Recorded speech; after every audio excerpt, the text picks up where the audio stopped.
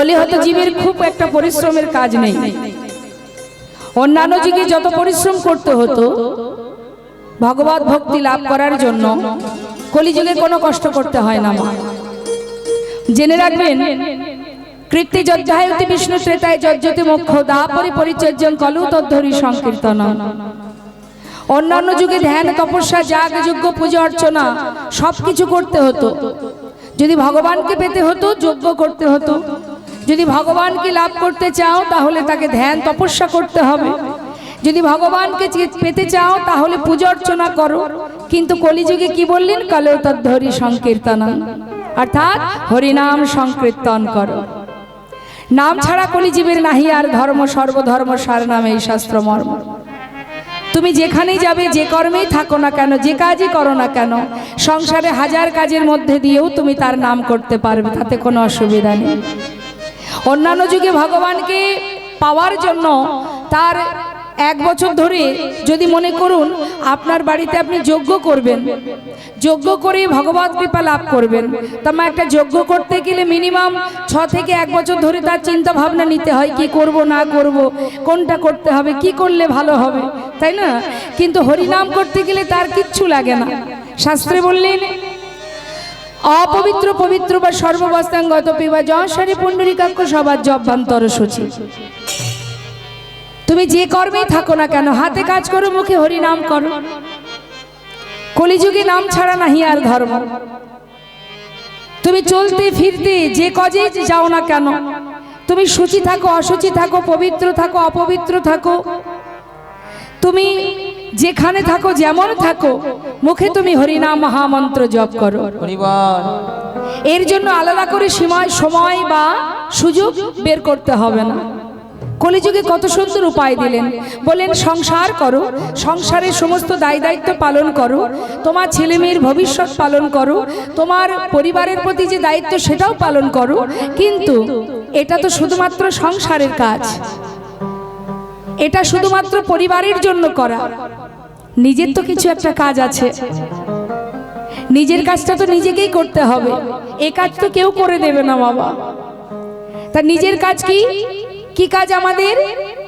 শাস্ত্রে বললেন কৃষ্ণ ভজিবার তরে সংসারে আইনো। আমরা এসেছি কি জন্য? কৃষ্ণ ভজন করব বলে। একথা কিন্তু আমরা কেউ বলিনি যে হে ভগবান তুমি আমাদের মানব কুলে জন্ম দাও, তুমি মনুষ্য কুলে জন্ম দাও, ভাবে গিয়ে যেন সুন্দর করে সংসার করতে পারি। বলেছিলাম? কি বলেছিলাম?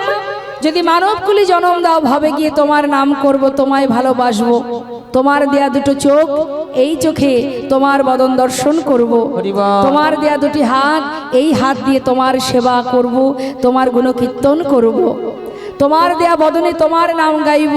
কথা দিয়েছিলাম সবাই। তাই তো ঘোর কলিযুগে আমাদের এটাই কাজ মা।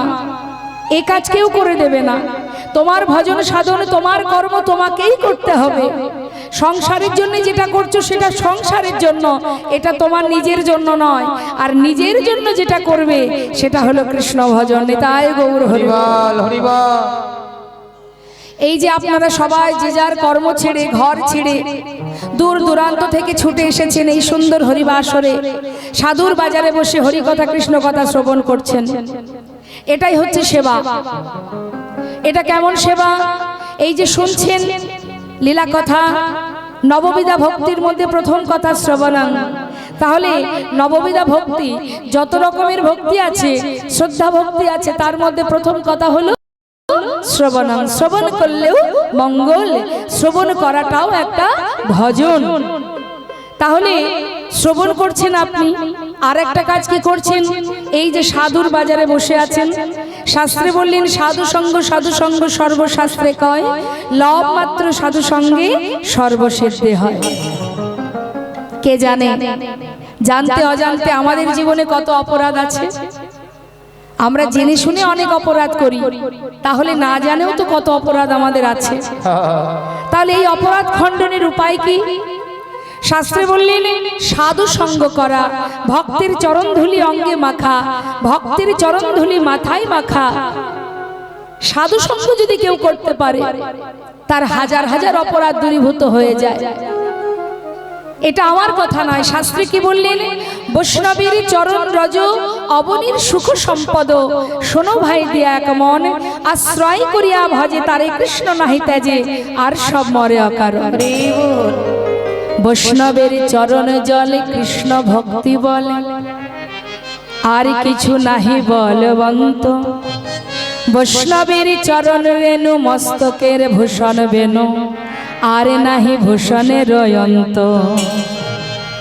মহন্তের স্বভাব হয় তারিতে পামর, নিজ কার্য নয় তবু জানে পর ঘর। বৈষ্ণবের চরণ ধুলি, বৈষ্ণবের চরণ জল, চরণ ধৌত জল, এ যে অমৃতমা, হাজার হাজার অপরাধ দূরীভূত হয়ে যায় যদি বৈষ্ণবের চরণ ধুলি অঙ্গে মাখা যায়। তাহলে এই হরিবাসরে আপনারা কতগুলো উপকার পাচ্ছেন। এক, সাধু সঙ্গ করছেন। দুই, কৃষ্ণ কথা শ্রবণ করছেন। তিন, কৃষ্ণ কথা শ্রবণ করতে করতে নয়নের জলে বুক ভাসিয়ে কাঁদছেন।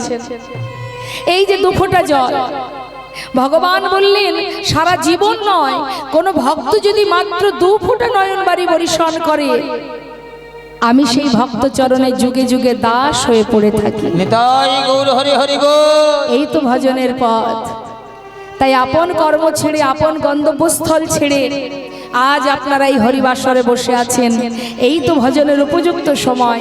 এই সময়টুকু যদি আত্মনিবেদন করে কৃষ্ণ নাম শ্রবণ করা যায়, যদি ডাকার মতো একবার ডাকা যায়, মহাজন বললেন ওরে জীব আর কিচ্ছু করতে হবে না। কি বললেন? গৌরঙ্গ বলিতে হবে পুলক শরীর। পদাবলীর দিকে একটু মন দিতে হবে মা। আমি যে পদগুলো গাইবো, যে শ্লোকগুলো বলবো, কি বলছে কথাটা? যে হরি হরি বদনে নয়নে বহেনীর, গৌরঙ্গ বলিতে হবে পুলক শরীর।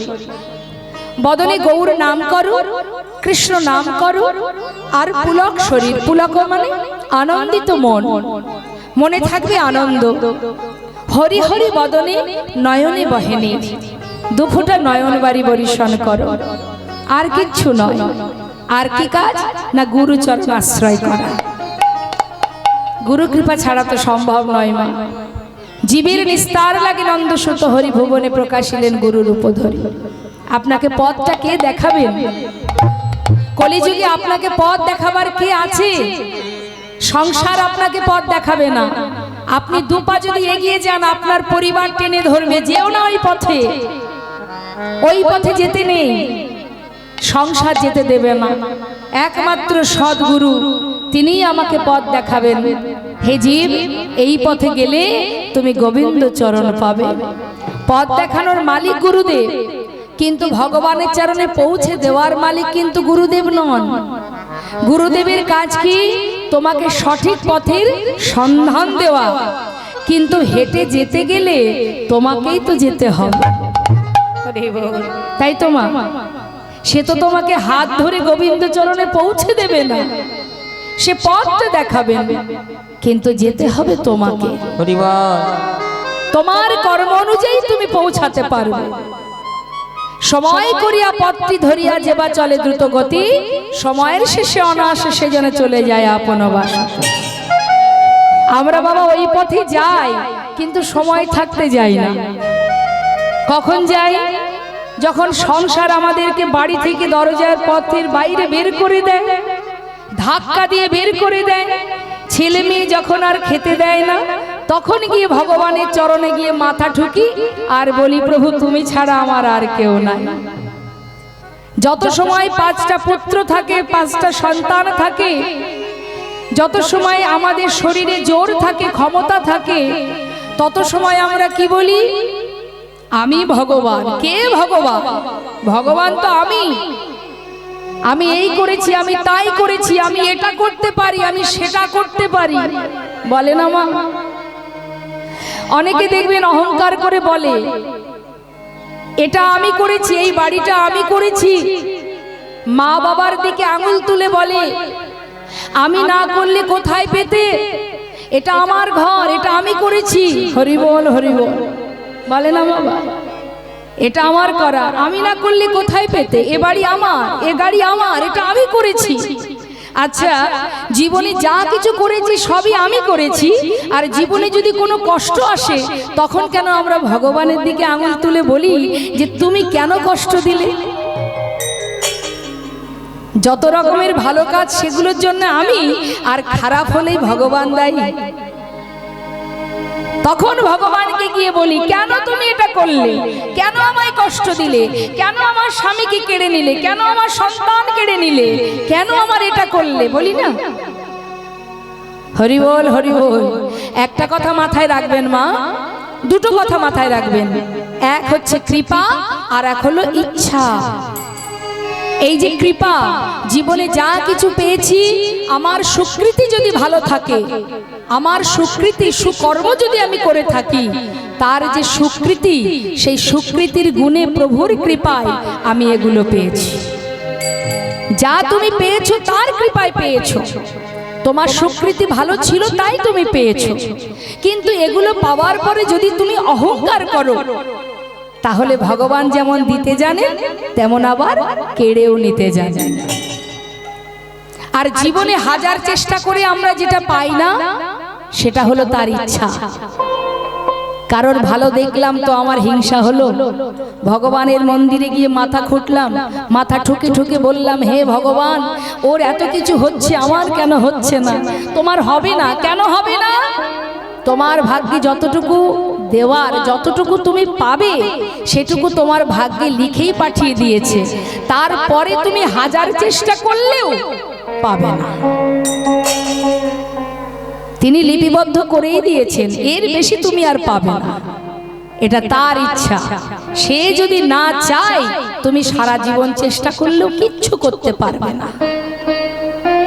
তাই কখনো কোনো সময়ের জন্য জীবনে যা কিছু আমরা পেয়েছি, আসার সময় তো নিয়ে আসিনি বাবা, আসার পরে পেয়েছি। আবার যখন চলে যাব, সব ফেলে চলে যাব, তাহলে কোনটা আমার? কিছুই আমার নয়। তাই তো ভক্ত, এক ভক্ত গাইছে মা, কথাগুলো মন দেবেন, কি বলছে শুনুন।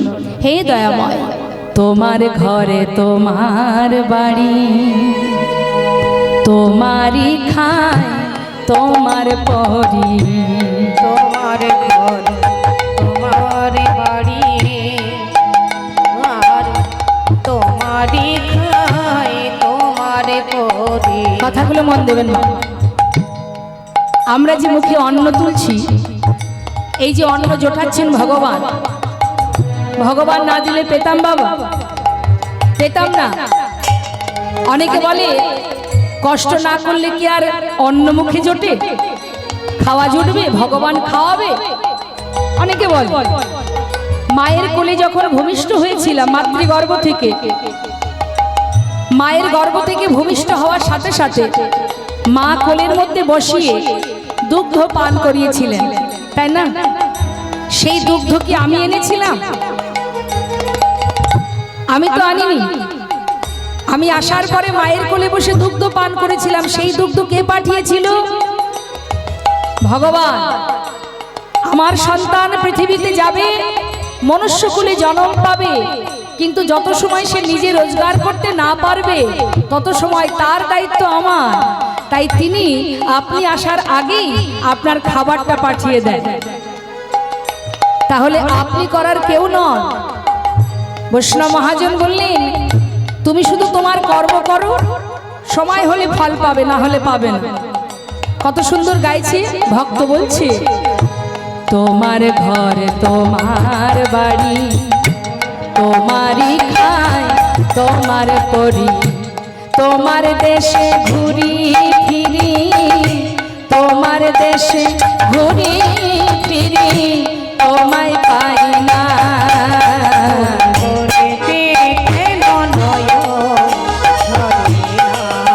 হরি বলতে কেন নয়ন ঝরে না,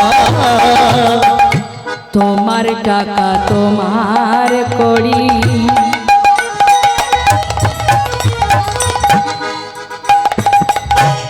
ওমা, বর্তমানে সমাজের হালচাল আপনারা সবাই জানেন। নিজের সুখের জন্য, নিজের ভালোর জন্য যুদ্ধ চলছে, মারামারি, হানাহানি, কাটাকাটি, তাই না? হ্যাঁ, আচ্ছা বাবা, এই আমার কথাই বলি, সারা জীবন যে পরিশ্রম করে যে অর্থ উপার্জন করা হয়, কার জন্য? নিজের জন্য না আমার পরবর্তী জেনারেশন, আমার সন্তানের জন্য, তাই তো? আচ্ছা, যে অর্থ উপার্জনের জন্য মারামারি হানাহানি করে মানুষ, সেগুলোকে নিয়ে যাওয়ার সময় নিয়ে চলে যাবে?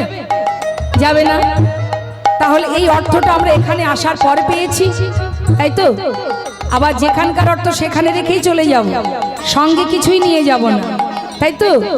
তাই তো বলছে ভক্ত, ও প্রভু তোমার টাকা তোমার করি, শুধু আমার আমার করে মরে।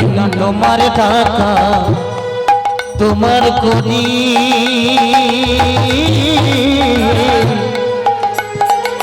শুধু আমার আমার করি মরি। তোমার তবে নারী চারি, তোমার তবে নারী চারি, তোমায় পাই না। কেন নয়ন ঝরে না?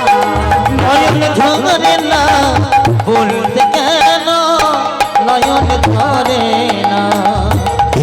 তুমি যে মোর কত আপন,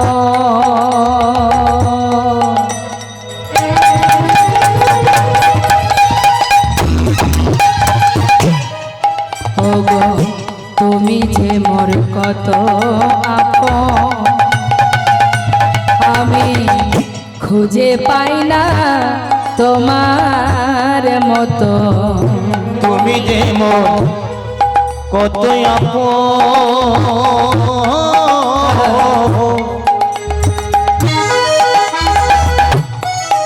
না না খুঁজে পাই না। হরিবল হরিবল, আমি তোমার মতো।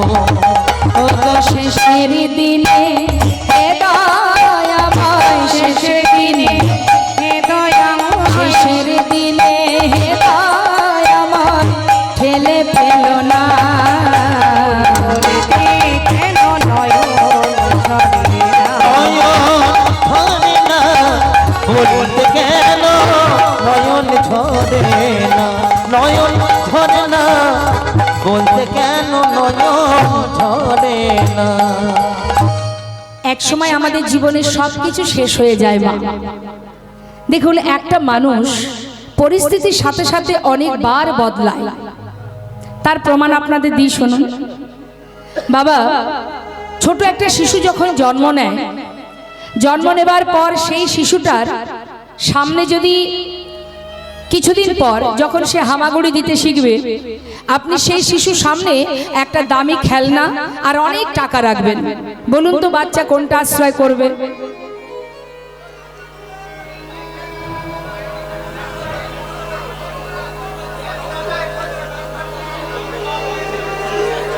কি বলতে? ঠিক আছে, ঠিক আছে, ঠিক আছে, ঠিক আছে, আস্তে আস্তে আস্তে। তোমা, একটা ছোট্ট শিশু একটা দামি খেলনা আর অনেক টাকা রাখলে বাচ্চা আশ্রয় করে কি? খেলনা। কিন্তু যখন সময়ের সাথে সাথে একটু একটু করে বড় হয়, তার আশ্রয় কিন্তু বদলায়। যেমন মনে করুন, আর একটু বড় হলে সেই বাচ্চা আশ্রয় করবে কি? বিদ্যা, লেখাপড়া, সারাদিন বই খাতা নিয়ে ছুটবে। তার মানে কি? আশ্রয় কিন্তু বদলে গেল। আবার সেই ব্যক্তি যখন আরো বড় হবে, তখন তার আশ্রয় আবার বদলাবে। বিবাহ হবে, সন্তান হবে, তখন সে কি আশ্রয় করবে? টাকা। কোথায় গেলে টাকা রোজগার করব, কিভাবে সন্তান সংসারকে ভালো রাখবো, তখন কিন্তু আর খেলনা নিয়ে বসে থাকবে না। তাহলে আমরা কতবার বদলাচ্ছি জীবনে? এক জীবনে কতবার বদলে যাচ্ছি, আমাদের আশ্রয় বারবার বদলে যাচ্ছে, তাই না? তাহলে তিনবার হয়ে গেল। টাকার পিছনে ছুটতে ছুটতে ছুটতে ছুটতে একটা সময় আসবে যখন আপনি বৃদ্ধ হয়ে যাবেন, চলার শক্তি থাকবে না। তখন যদি আপনার কাছে এসে কোনো ব্যক্তি বলে যে মা তোমার তো আর বয়স বেশি, আর বেশি দিন তুমি থাকবে না, তোমার সময় শেষ, তা যে কদিন তুমি বাঁচবে এই কয়দিন আমি তোমাকে 1 লাখ কি 2 লাখ কি 5 লাখ টাকা দেব, জীবনে তোমার যা যা স্বপ্ন বাকি আছে সেগুলো পূরণ করবে, কিন্তু শর্ত একটা কি, আর যে কটা দিন তুমি বাঁচবে তোমার পরিবার ছেড়ে তোমাকে একা একা জীবন যাপন করতে হবে। সেই মা কি বলবে? মা সে বলবে যে ঠিক আছে আমার পরিবারের দরকার নেই, তুমি 5 লাখ টাকা আমাকে দাও, আমি এই টাকা নিয়ে আমার জীবনের সব স্বপ্ন পূরণ করে নিই। চাইবে এটা? কি বলবে শেষ জীবনে যখন মা বাবা বৃদ্ধ হয়ে যায়, চলার শক্তি থাকে না, বলার শক্তি থাকে না, তখন শুধু এটুকুই চাই, বাবা আমার তো আর টাকার দরকার নেই, আর যে কটা দিন বাঁচবো যেন আমার ছেলে মেয়ে আত্মীয় পরিজন আমার নাতি নাতনি তাদের সাথে সুখেই দিন কাটাতে পারি। তাহলে বাবা এক জীবনে আমাদের কতবার আশ্রয় বদলাচ্ছে? একবার নয়, বারবার পরিস্থিতির সাথে সাথে আমাদের আশ্রয় বদলে যায়। আমরা বদলাই, সময় বদলায়, পরিস্থিতি বদলায়, অভ্যাস বদলায়, আচার আচরণ বদলায়, কিন্তু একজন বদলায় না, যিনি জন্ম থেকে মৃত্যু পর্যন্ত আপনার হৃদয় মন্দিরে বসে আছে, যিনি আপনার সুখে আছে দুঃখে আছে, যিনি আপনার ভালোতেও আছে মন্দতেও আছে, যিনি সর্বদাই আপনার কাছে আছে, যাকে আপনি চোখে দেখতে পাচ্ছেন না, শ্বাসে প্রশ্বাসে সর্বদাই তিনি আছেন আমার মধ্যে। তিনি আছেন বলেই আমি আছি। এই যে শ্বাস চলছে, এটাই হলো আমি, এটাই হলো ভগবানের অংশ, এটাই সেই সাক্ষাৎ, এটাই সেই চেতনা, এটাই সেই চৈতন্য। সে আছে তাই এই দেহটা এখনো জীবিত, অর্থাৎ আমি এই দেহের মধ্যে আছি তাই দেহটা এখনো জীবিত। যেদিন আমি থাকবো না সেদিন এই দেহটাও পড়ে থাকবে, আমি চলে যাব। আমি মানে তো আর দেহ নয়, এই দেহটা তো অসার দেহ, এই প্রকৃতি থেকে পাওয়া, যেমন পেয়েছি তেমন আবার চলেও যাবে। শুধু আমি বেঁচে থাকব, আমার মৃত্যু নেই, আমার কোনো ক্ষয় নেই, আমার কোনো রং নেই, আমি কোনো দিনই মরব না, আমার দেহ শেষ হয়ে যাবে, আমি যেমন এসেছি এই দেহে তেমন আবার আমি চলে যাব। হরিবল হরিবল। তাহলে সেই আমিটাই হলো সাক্ষাৎ, সেই আমিটাই হলো চেতনা চৈতন্য, সেটাই হলো আমি। তার খাদ্য কি? তার খোরাক হচ্ছে এই অমৃত কথা, কৃষ্ণ কথা। তা তিনি সর্বদাই এখানে আছেন, এখানে আছেন, কিন্তু আমরা দেখতে পাচ্ছি না। আমরা দেখতে পাচ্ছি না বলেই আমরা সবাই মায়াকে আগলে বসে আছি। আমাদের দেখার নয়নটাই নষ্ট হয়ে গেছে। আমাদের যে নয়ন, এই নয়নে প্রকৃতির সব কিছু দেখা যায়, কিন্তু অপ্রাকৃত জগতের কোনো কিছু দেখা যায় না। যে নয়নে পার্থিব জগৎ দেখা যায়, সেই নয়নে পরমার্থিব জগতের কিচ্ছু দেখা যায় না। আমাদের নয়নটা এই পার্থিব জগতের সব কিছু দেখা যায়, এই নয়ন হলো সবের ন্যায়। সব দুই রকম বাবা, তালবস সভা সভা, দন্ত সভা সব। তালবস সভা সব মানে মৃত ব্যক্তি, আর দন্ত সভা সব মানে মা এই পৃথিবীতে যা যা আছে। তা তালবস সভা সব মানে মৃতদেহ। তা মৃতদেহের মৃত ব্যক্তির নয়নে জগতের কোনো কিছু কি দেখতে পায়? পায় না। ঠিক তদ্রূপ আমাদের এই নয়নটা সেই সবের ন্যায়, তালবস সভা সব, যে নয়নে পরমার্থিব জগতের কোনো কিছুই দেখা যাবে না। যে নয়নে মায়ার সংসার দেখা যায়, যে নয়নে লোভ লালসা কামনা বাসনা চাওয়া পাওয়ার পিছনে ছোটে, এই নয়নে পরমার্থিব জগতের কিচ্ছু দেখা যায় না মা। যদি ভগবানকে পেতে হয়, তার চরণ পাদপদ্ম লাভ করতে হয়, তাহলে যে জ্ঞান চক্ষুর প্রয়োজন, আর সেই জ্ঞান চক্ষু কে দেন? একমাত্র সদ্গুরু। গুরু কৃপা ছাড়া সম্ভব নয়। বৈষ্ণব মহাজন বললেন, আমার আমার করে বুঝিতে না পারো আমাতে কি আছে রতন, কোন শক্তি বলে বেড়াই চলে বলে কিসের অভাবে হয়ে দেহ পতন। দেহের মাঝে আছে প্রাণেরই সঞ্চার, তাহাতেই বলি আমার আমার, প্রাণ গেলে হবে সবাকার, সব নেশারি সব। আমরা মনে করি আমার পরিবারই আমার সব। আচ্ছা একবার ভাবুন তো বাবা, একটু মহাভারতে যেতে হবে মা, মহাভারতে একটু যাচ্ছি। মহাভারতে মাতা দ্রৌপদীর যখন বস্ত্রহরণ হয়েছিল, দুঃশাসন যখন বস্ত্র ধরে টানছে, সেখানে কারা ছিল বাবা? সবই তো তার আপনজন ছিল। তার 5 স্বামী ছিল, ধৃতরাষ্ট্র ছিল, দ্রোণাচার্য ছিল, ভীষ্ম ছিল, তাই তো সবাই তো ছিল। এরা তো সবাই তার নিজের জন, আপন জন। তাহলে যাদের প্রতি আমাদের ভরসা, স্বামীর প্রতি, সন্তানের প্রতি, পরিবারের প্রতি যে ভরসা আমরা করি, আজ মাতা দ্রৌপদী জগৎজীবকে শিক্ষা দিয়ে গেলেন।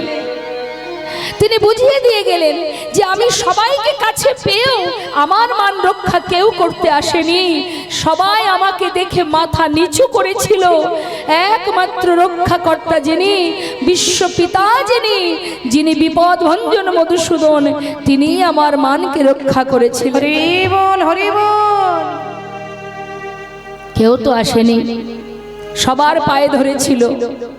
আমি নারী সতী রমণী, আমার মান আমার মর্যাদা কে রক্ষা করবে? তোমরা যে আমার 5 স্বামী, আমার মান কে রক্ষা করবে? কেউ আসেনি এগিয়ে। মাতা দ্রৌপদী বুঝেছিলেন এরা কেউ আমার ভালো চাইবে না, কেউ আমার চিন্তা করবে না। অবশেষে তিনি দুহাত তুলে আত্মসমর্পণ করে ভগবানকে স্মরণ করেছিলেন। শত শত বস্ত্র ধারণ করিয়ে দিয়েছিলেন ভগবান। সারা জীবন ধরে যদি টানত দুঃশাসন, কোনোদিন ফোরাতো না। তাহলে ভরসা কাকে করবেন বাবা? জগতে একজনই আছে যাকে বিশ্বাস করা যায়, যাকে ভরসা করা যায়, যাকে পাওয়া যায়, যে সর্বদাই তোমার কাছে আছে, তুমি শুধু দেখো। তাই তো আজ বৈষ্ণব মহাজন বলছেন, ওগো কলিহত জীব, তোমাদের কাছে শুধু একটাই আমার বলার, দুহাত তুলে শুধু হরি বল বলো, মুখে হরি নাম করো, দুফোঁটা নয়ন বাড়ি বরিশন করো, আপন আপন গুরুচরণ সার করো। যেখানে থাকবে হাজার কর্ম, সংসারে কর্ম করো, রন্ধন করো, সংসারের সমস্ত কাজ করো, কিন্তু মুখে হরি নাম জপ করো। একবার কি হরি নাম করা যায়? সবাই গাইবেন তো? বেশ, আমি গাইব, আমার শেষ হলে আপনারা গাইবেন। হ্যাঁ, প্রত্যেকে দুহাত তুলে গাইবেন। হরে কৃষ্ণ হরে কৃষ্ণ, কৃষ্ণ কৃষ্ণ হরে হরে, হরে রাম রাম, রাম রাম হরে হরে, হরে কৃষ্ণ হরে। ঘটলে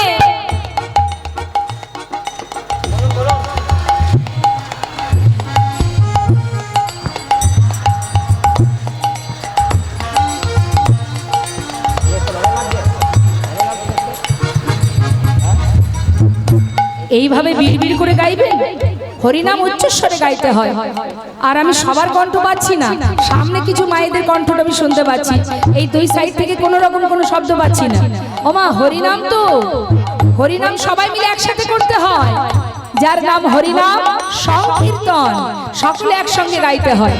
আর এই হরিনাম যদি আপনি করেন, এতে আপনারই মঙ্গল হবে। তুলুন, হ্যাঁ সবাই তুলুন। হরে কৃষ্ণ কৃষ্ণ, কৃষ্ণ কৃষ্ণ হরে হরে, হরে রাম রাম রাম হরে হরে, হরে কৃষ্ণ হরে।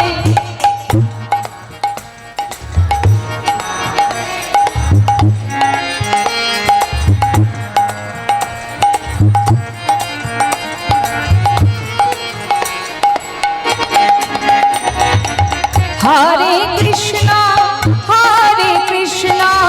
কৃষ্ণ কৃষ্ণ হরে হরে, হরে রাম রাম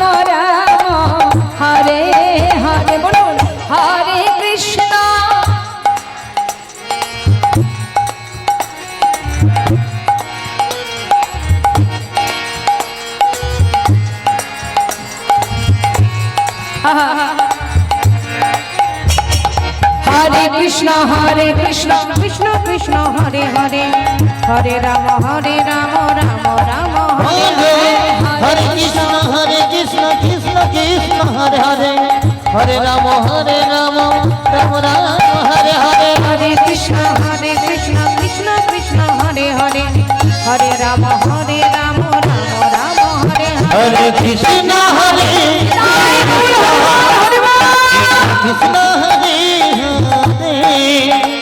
হরে রাম রাম রাম রাম হরে হরে হরে কৃষ্ণ কৃষ্ণ হরি বল হরি বল হরি বল জয় গৌর হরি বল হরে রাম রাম রাম হরে হরে হরে কৃষ্ণ কৃষ্ণ কৃষ্ণ হরে হরে হরে রাম রাম রাম হরে হরে নাম হরে নামৈব কেবলম কলনাস্তেব নাস্তেব গতির অন্যথা নাম ছাড়া কলিজীবের নাহি আর ধর্ম সর্বধর্ম সার নামে শাস্ত্র মর্ম। চলুন আমরা সবাই মিলে এবার আমরা এই পদাবলী যে মহাজনী পদাবলী শুনছি সেই মহাজনের চরণে প্রণাম করে আমরা লীলা কথায় যাব। মহাজন কি বলছেন? হরি কবে নিতাই চায়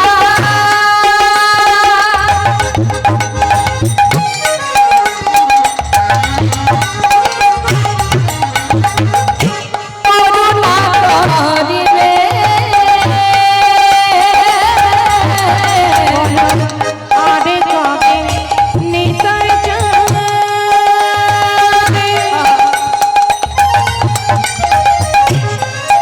বলো করুণা করিবে সংসার বাসনায় আমার কবে তুচ্ছ হবে সংসার বাসনা কবে তুচ্ছ হবে ওই বিষয় ছাড়িয়া তবে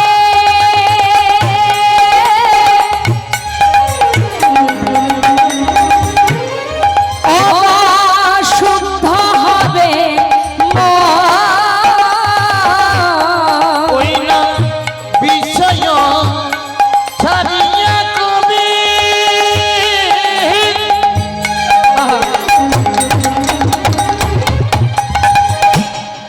আমার শুদ্ধ হবে কবে হামে যাব মধুর বৃন্দাবন কবে আমি যাব মধুর বৃন্দাবন রূপ রঘুনাথ পদে করো কহিয়া সেবার অভিলাষ সমাগে ঠাকুর নরোত্তম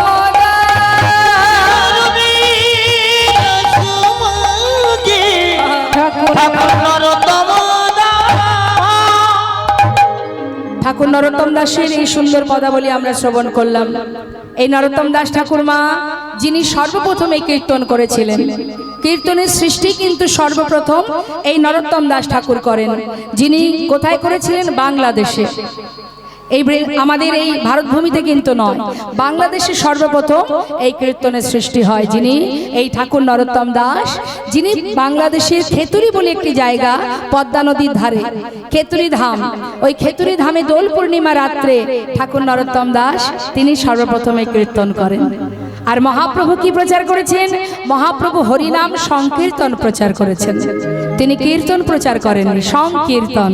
হ্যাঁ, তা চলুন যাই আমরা এবার সবাই মিলে বৃন্দাবনে যাব, রাধা গোবিন্দের সেই মধুর মধুর লীলা, ভক্ত ভগবানের লীলা আস্বাদন করব। আজ কৃষ্ণচন্দ্র এবং তার প্রিয় বন্ধু আবার প্রিয় ভক্ত, একটা মানুষের মধ্যে দুটো গুণ, একদিকে সে ভক্ত, একদিকে সে প্রিয় বন্ধু। বন্ধু তো সবারই আছে, আছে তো বাবা, সবারই আছে বন্ধু। অনেকের বলুন তো মা, অন্তরঙ্গা সবাই হতে পারে? মানে মনের মতো বান্ধবী সবাই হয়? হয় না, তাই তো? সবার কাছে মনের কথা বলা যায়? যায় না। তাহলে প্রিয় বন্ধু কয়জনা হতে পারে? বন্ধু তো অনেক আছে, কিন্তু বন্ধুর মতো বন্ধু কয়জনা হতে পারে? আজ আমরা জানবো এই লীলা থেকে। হ্যাঁ, বন্ধু কাকে বলে? জয় রাধেশ্যাম। তা চলুন যাই বৃন্দাবনে। বৃন্দাবনে রাজাকে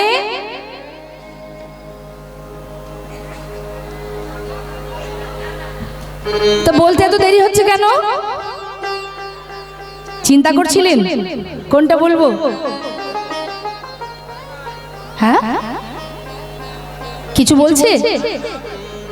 তুলুন হাত সবাই মিলে, বলিয়ে রাধা রানী কি জয়। জয়টা আর একটু জোরে হবে না? আর একটু জোরে, রাধা রানী কি। এই তো, শ্যাম সুন্দর কি জয়। চলুন যাই সবাই মিলে একটি ভজন শুনতে শুনতে বৃন্দাবনে প্রবেশ করি। বৃন্দাবন ধাম আচ্ছা,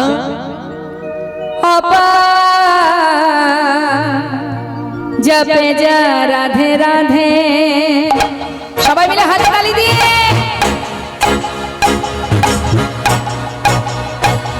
হ্যাঁ জোরে জোরে।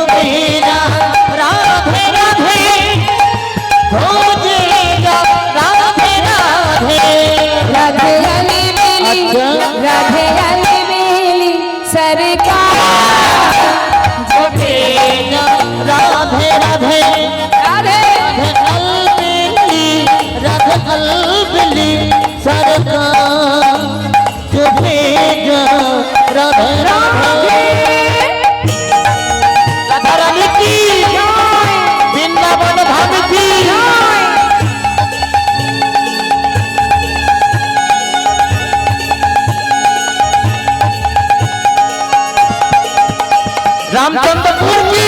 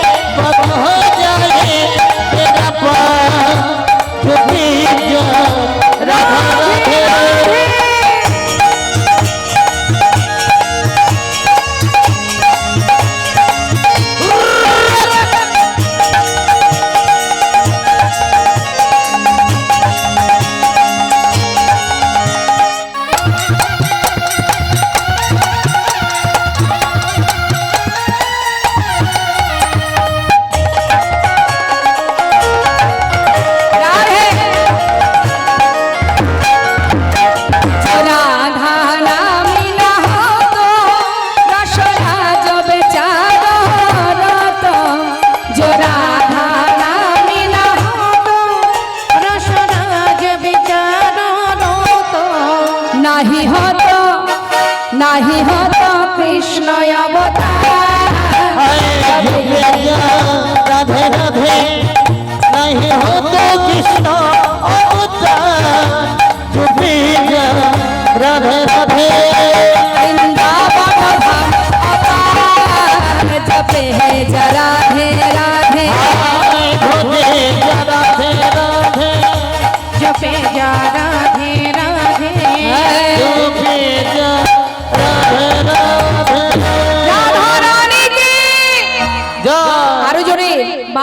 হয়েছে 4 আনা বাকি।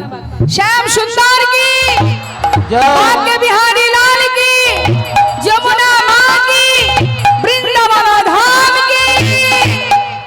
রাধে রাধে। সুধাম বৃন্দাবনে ভগবান কৃষ্ণচন্দ্র। আস্তে ভজন হলেই আমার মায়েদের মন চঞ্চল হয়ে যায়, স্থির সুকমল চিত্তে শ্রবণ করতে হবে। এত সময় ভজনের মধ্যে আনন্দ হলো, এবার একটু কথাটা মন দিয়ে শুনতে হবে। ভগবান কৃষ্ণ সখাগণকে নিয়ে বনে গেছে, খেলা খেলবে। সখা, এই সখা শোন, প্রতিদিনই তো খেলা করি, কিন্তু ভাই আজ একটা অন্যরকম খেলা করব। হ্যাঁ হ্যাঁ, যে খেলা কখনো খেলিনি, আজ একটা নতুন খেলা খেলবো। আজকের খেলার নাম হলো পাতা পাতা খেলা। হ্যাঁ, নতুন খেলা। তবে খেলাটা কেমন জানিস? শোন, এখানে যতগুলি সখা আছি ততগুলো পাতা তুলবো, তার মধ্যে একটা পাতা ছিদ্র করব। ছিদ্রপত্রটা যার ভাগ্যে পড়বে সে হবে এই আমাদের সকলের মাঝে চোর। যে চোর হবে বাকি সবাইকে একে একে কাঁধে করে নিয়ে বংশীবট থেকে কেশিঘাটে নিয়ে যেতে হবে, আবার ফিরিয়ে নিয়ে আসতে হবে। হ্যাঁ হ্যাঁ, পাতা তুলে নিয়ে আয়। আর এক সখা বলছি, শোন, বলি ও কানাই, এটার পাতা পাতা খেলা কোথায় হলো? এ তো যে শুনে মনে হচ্ছে কাঁধে চড়াচড়ি খেলা, ওই হলো আর কি। শোন, তাহলে যা এনেছিস। হরি বল। খুব কথা শুনে দেখেছেন, বলার সাথে সাথে নিয়ে চলে এলো। তো মা, আজকে যে খেলাটা তিনি খেলছেন এর পিছনে কিন্তু কারণ আছে। কারণ ছাড়া তিনি কিছু করেন না। কারণটা কি আমি পরে বলছি আপনাদের। সখা, এই শোন, যতগুলি পাতা আছে এর মধ্যে একটা ছিদ্র করব। সবাই তোরা একে একে নিয়ে যাবি, যার ছিদ্র পড়বে সে কিন্তু দলের মধ্যে চোর হবে। ঠিক আছে। ভগবান কৃষ্ণচন্দ্র সমস্ত পাতার মধ্যে একটা ছিদ্র করেছে। মা, কি অপূর্ব খেলা দেখুন। আজকের খেলার পিছনে কারণটা বলছি, নে নিয়ে যা।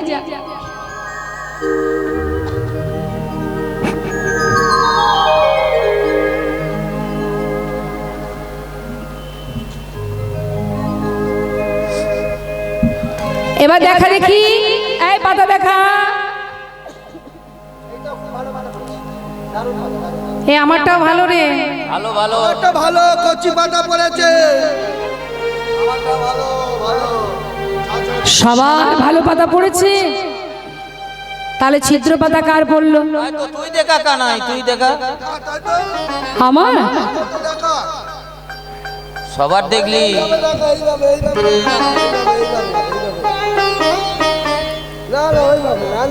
আরে ভালো, ওই তো কানাইয়ের ছিদ্র পাতা পড়েছে। আজকের খেলাতে কানাই চোর, কানাই চোর, কানাই চোর।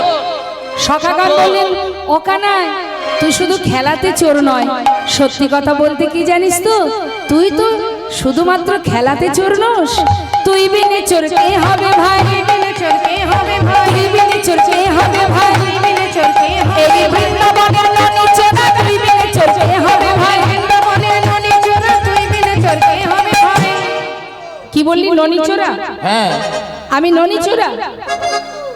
আমি তো আমার জন্য চুরি করতে যাই না, আমি তো তোদের জন্য চুরি করতে যাই। কিন্তু শোন কানাই, হ্যাঁ, চুরি তুই করিস তাই আমরা খাই, কিন্তু চোর আমরা নয়, চোর তুই।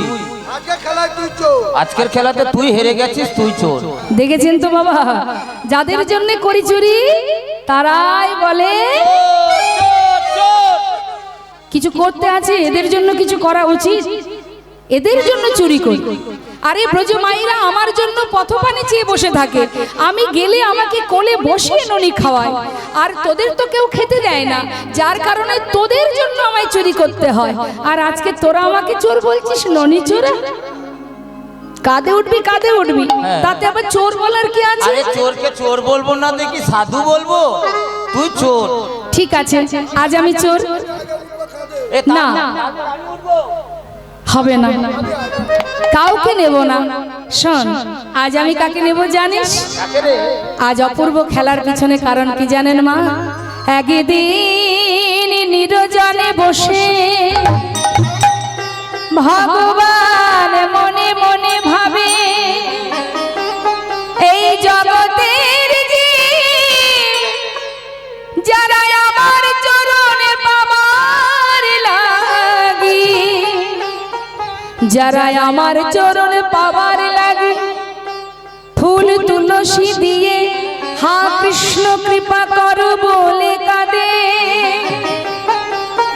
যারা আমার চরণ পাবার লাগে ওই বনে জঙ্গলে যুগ যুগ ধরে তপস্যা করে।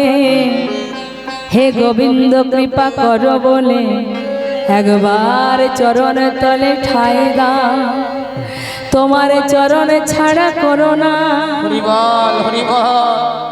আজ আমার গোবিন্দ মনে মনে চিন্তা করছে, বাবা জগতের জীব আমাকে এত ভালোবাসে, কেন ভালোবাসে এরা?